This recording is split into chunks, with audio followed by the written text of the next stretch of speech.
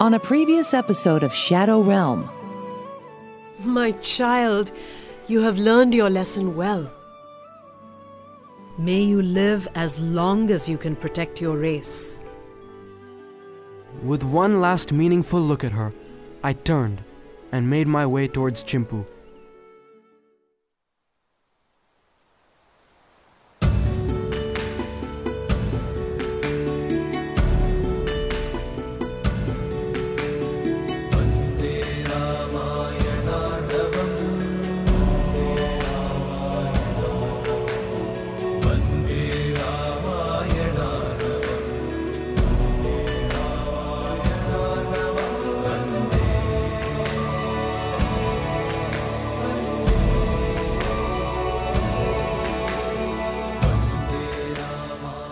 The verses of the Ramayana healed Pandu's injuries in no time.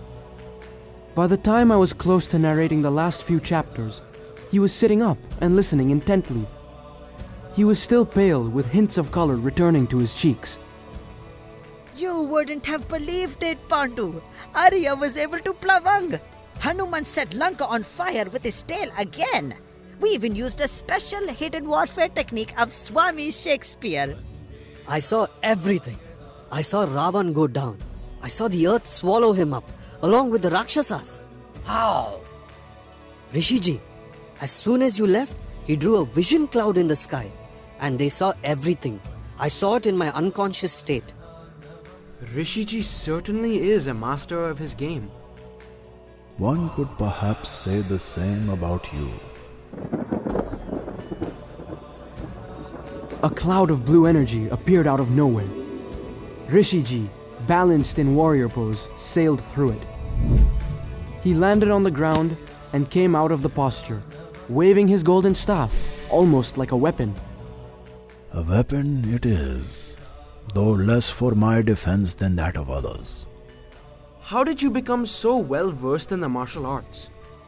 I too was a protector of my people, but with a different objective. I was a king once, competitive in my youth and filled with ego. I had an unending desire to conquer the universe by imposing my power over others. Ma used to say that kings are like lions, creatures of pride who need to protect their territory. Rightly so. But there is a vast difference between protecting one's territory and becoming territorial. So you are a Raja Rishi, a royal saint. It wasn't easy to relinquish the ways of a warrior. And there are still days when I miss heading out with my war cry. But after a certain point in time, even a warrior must lay down his weapons for good. Like Ma. She's a warrior too. It's time for her to lay down her weapons. I secluded myself for years. I traded my weapons for a sage's staff to pay penance for the atrocities that I had committed before. Must have been a hard price to pay. More than you can imagine. No wonder you were the ideal guru for Ram. Your training is at a nascent stage, Arya. The values of a warrior and the trials of our times have only just begun to make sense to you. I know now that Ravana can never disappear completely, or else good would no longer have meaning. Over time, even the most nonsensical things make sense. Well said. It takes an Arya to prevent Ravana from rewriting history. Not simply during the chapter of your journey, but through all the chapters of time. Congratulations on arriving at the end of your first chapter. Ma always did say that only in reaching the end is it possible to start a new beginning. Are you ready to go home? Yes, it's time.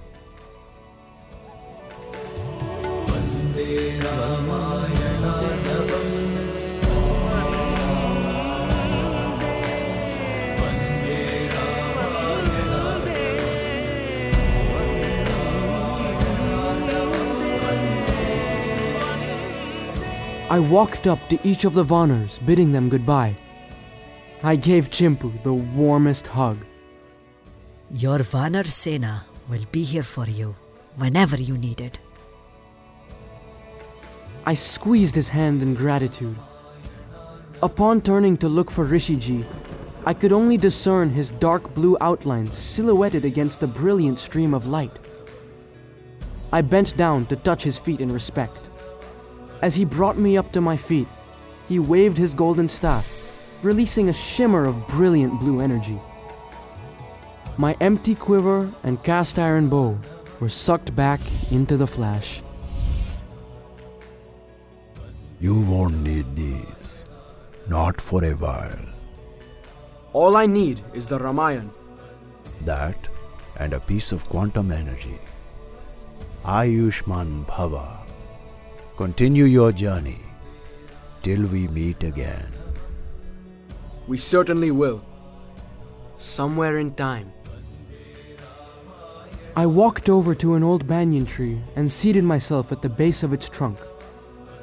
Then, with the composure of a sage, I held the book tightly to my chest and began to chant its final verses. As long as man continues to walk upon the earth, the story of Ram shall be chanted.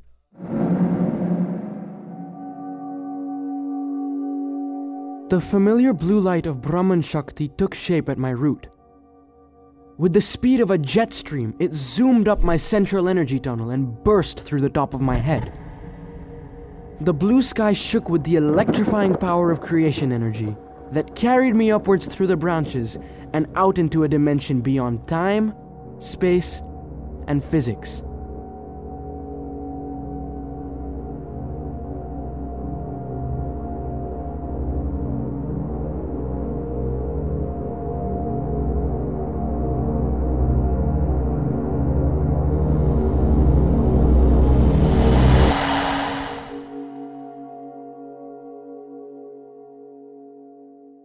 I entered the darkness that soon morphed into the portal that had first brought me to the wild woods.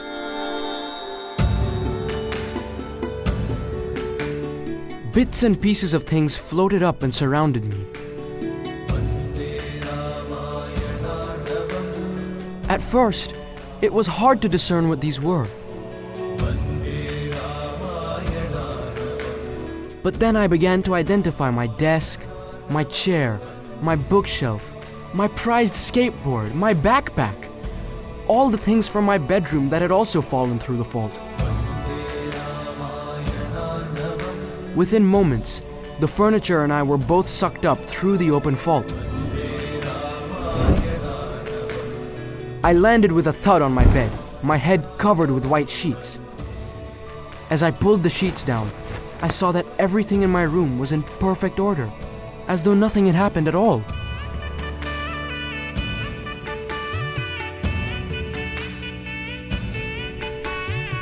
The Ramayana jutted out from under my pillow.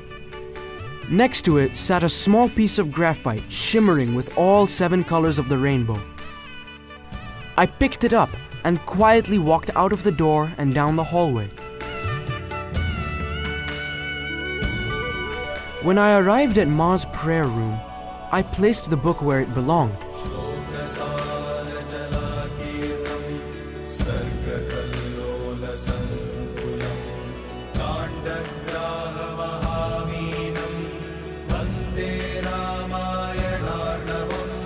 I picked up her string of Rudraksha beads and set it along with the graphite rock on top of the book.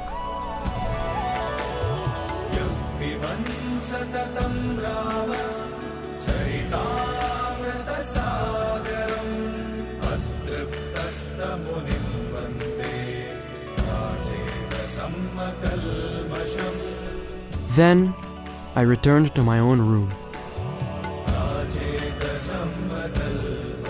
As I nestled my head back on my pillow, I listened quietly to the sounds of the Pacific Ocean beating against the shores of my world.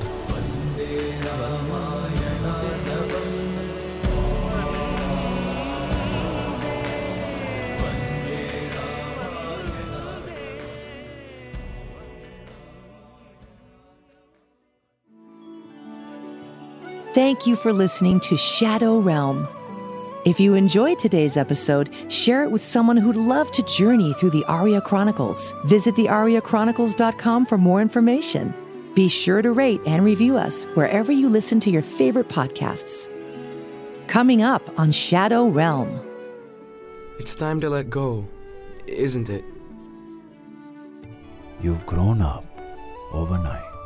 Pa, you have no idea. Stay tuned for more.